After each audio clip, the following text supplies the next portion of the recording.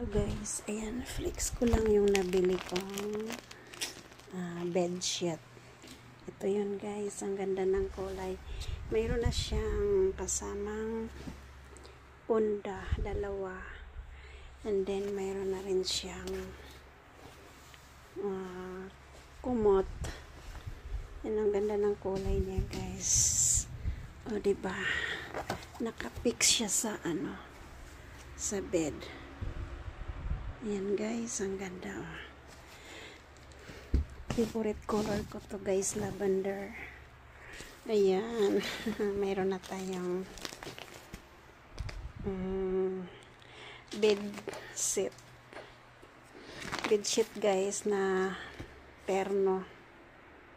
So ayan, ang ganda ng kulay niyo, grabe. Gusto ko yung kulay na ganito talaga. So ayan.